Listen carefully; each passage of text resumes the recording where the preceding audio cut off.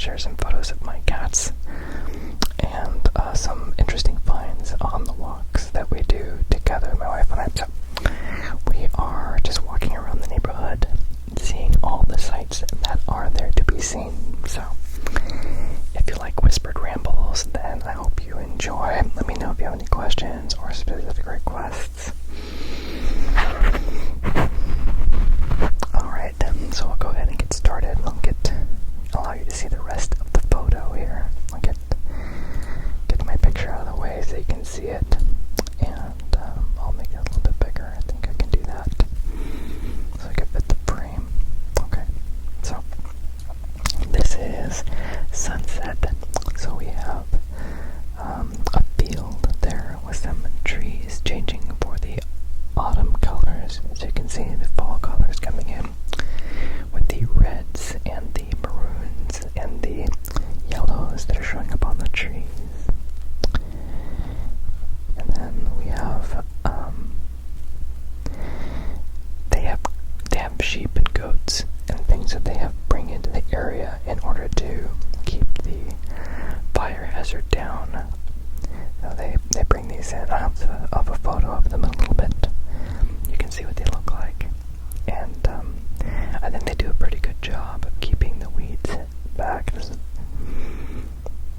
a lot safer that way. So we're in California, very dry.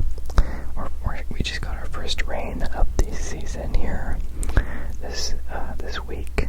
And so we've heard that this is supposed to be a wet winter. So we'll see something about La Nina. Could be a La Nina. Could impact our weather for the positive, since we always appreciate having more water. So this is at sunset. This is on our walk around the neighborhood. So we like to take photos of Mount Diablo in the distance. This is one of the larger mountains in the San Francisco Bay Area that we live at. And this is a view from the walk that we have. There's several ridges that lead up to the mountain, give it some depth of perception. And they also use the sheep and the goats here. You can see them and in a little minute. But so I like to take photos of Mount Diablo throughout the year because the colors change significantly between the wet green foliage, the growing fields that are there, and the mountain in the background. And then sometimes in the winter, we can get some snow, and so it becomes snow-capped. I can show some photos of that in a future session. So this is also a sunset photo. If you noticed, they tend to be around the same time because my wife and I like to do our walks in the afternoon, evening, and with the time change, we have a fairly early sunset around between 4 and 5, and so we get to go out and enjoy the sunset behind the mountain. So we'll take a look at the next one. So I have multiple days. I'm taking different pictures on different days of generally the same location.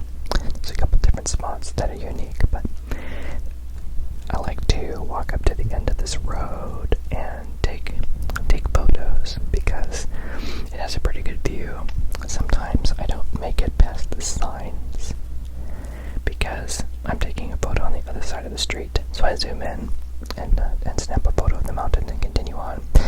It's part of an accountability I have with a friend of mine where I send photos to show that I'm out exercising, and that way there's a record of going out and doing these walks. We have a good walk that we like to put in, and so this is a reward and proof of the walk. What I'd like to do, and I may have talked about this in another video, is go and take a bunch of composite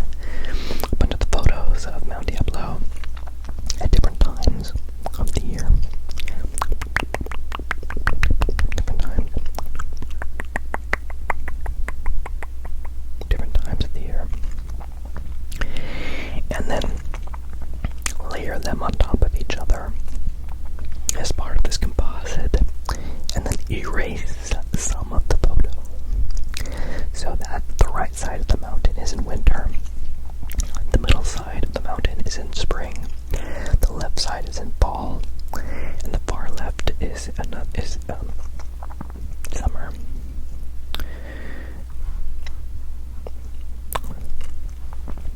Now the interesting thing with that one is, as I have already attempted to do this once before, one of the challenges is getting the mountain to line up. But because I've zoomed in and I've done other ones that are not zoom, the overlap sometimes isn't as great, and so depending on which photo I'm erasing, I need to have a really big one on the bottom essentially, so that I don't accidentally erase part of the mountain or something. But yeah. So let's go ahead and take a look at the next one. Here's the sheep and the goats and things that I was telling you about. They've got some lambs and sheeps and things out here. And you might even be lucky if you could see one of the sheep dogs that they have out there with the shepherds. And we're coming up to Christmas soon, and the shepherds will be out at the fields, the flocks at night. But this is a nice, really pretty scene of the setting sun behind the mountain. So you can see the rays of the sun coming up from behind the ridge in front of the mountain. Very pretty. Very picturesque. I have to be careful with my bees that I don't pop out the mic. I have to be very careful without it. Pop.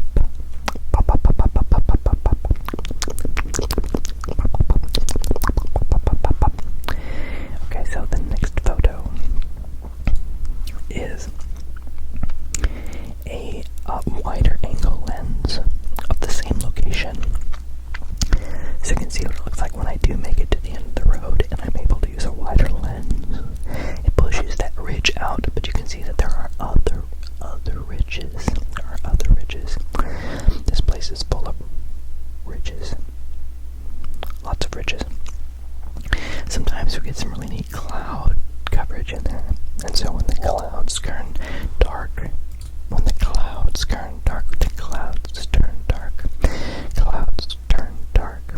you get the shades of red in there. Lots of red and lots of dark colors. And then they turn gray and get really dark. So I'm not showing pictures of those right now because I'm focusing on the ones from our walk, and we tend to not do it as late to get pictures of the dark mountain. So let's take a look at this other one. So this is a zoomed in one of the sun there. Now this is an artifact on the right. The green sun on the right is an artifact lens flare, but you can see the shadows created by the sun here with the plants and the shadows of the first ridge hill. I like this photo because there is, in the composition, there is an area of the foreground that is lit. That's a place for you to stand. It's a place for you to be and enjoy. Then there's some kind of a protection layer of these plants there, like the wheat or whatever that are there, the weeds, before you get to the shadow of the hill.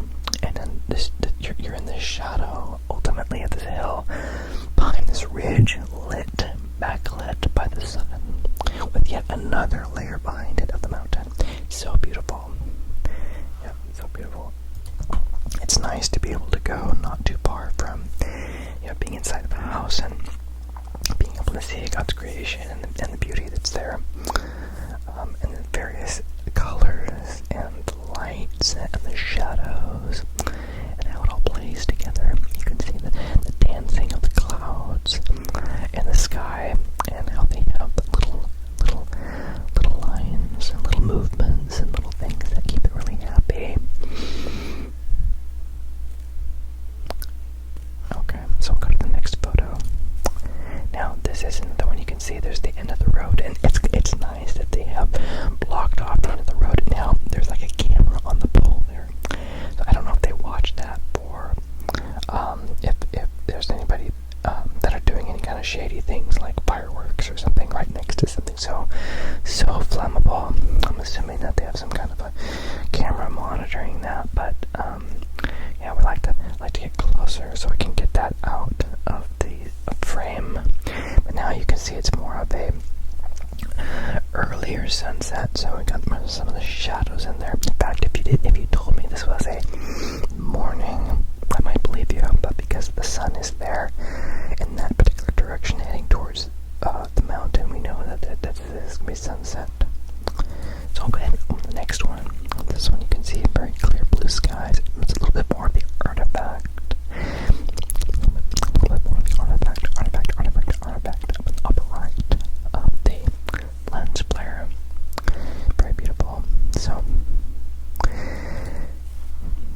this is a zoomed out of that same one. I love how the shadows and the light in the foreground give it some real depth, and I like that there's a glow above the sun that allows it to seem very warm, spreading its warmth.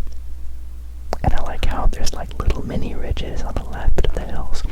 You can see the light, how it dances over the tops of the hills, and there's shade and shadow behind it. It looks like there's at least, let's see, you got the first hill, second hill, third, fourth, fifth, sixth, seventh, and then mountain. You've probably got at least eight layers in this particular photo. I really like that. Lots going on. This is from around the corner. This is sneaking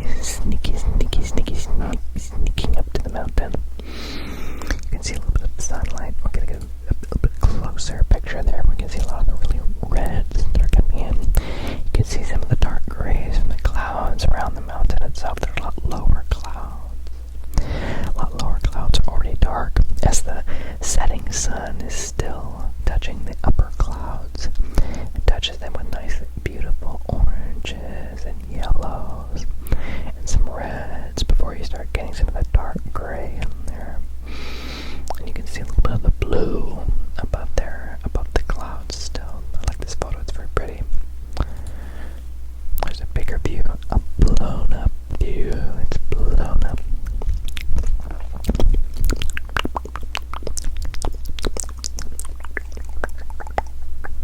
It's a blown up view. Blown up view. This is a bug. I'd like to say that my computer doesn't have any bugs on it, but it does. This is a bug. What kind of bug is it? It has a Latin name, as most bugs do. And I looked it up using Google Lens, and I have immediately forgotten what it is. Yes, I forgot what it is. It is a bug. This is a wind scorpion. This is a very small one. They have 8 legs. They're technically an arachnid. They don't spin webs, and they're not venomous. And they can get really big. They're also called camel spiders, I think, but we have them out here, and they're beneficial creatures, so they can kill little bugs and things that you don't want in the house. I don't want this one in the house. We took it outside. They have big jaws, really scary, and they have 8 legs, but they have 2 big arms that they grab their prey with in the front. So anyway, I put him outside. Okay, there's a couple of them that we've had. One was really big, and this one's really small, so it's okay. It's outside. This is Matilda. You remember I've shared a story about Matilda. She's a recent add to our family. She's a year old. She's a lot more kitten than I think we were expecting. Lots of energy, loves to jump really high and chase things, loves to play. She loves to play. She's on her cat boat. There's a cat boat bed, and she knows that it's hers. It's new. Our other cats are about 5, and they've been with us for about 4 years or so. And so we wanted a bed or something that she would feel at home in. And she has taken to like this one. And in the day, they'll open up the window behind her. She can sit in the sun. This is a little gif of her. She's so cute. You can see her putting her head on my leg there on the couch. We have an electric fireplace that we don't have the heater going. We just have the lights. So it gives the ambiance of a nice fire, but without the expense. This is another bug. Actually, I don't know what this is. Some sort of electronic device that is, we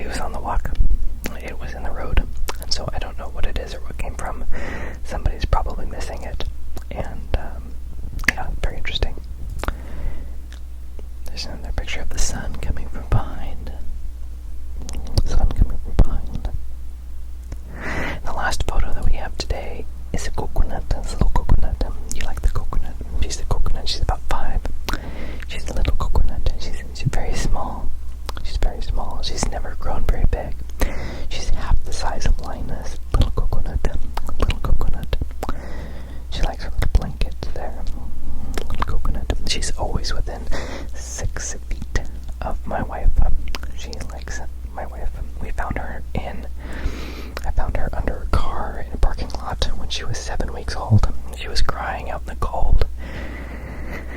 And it just rained.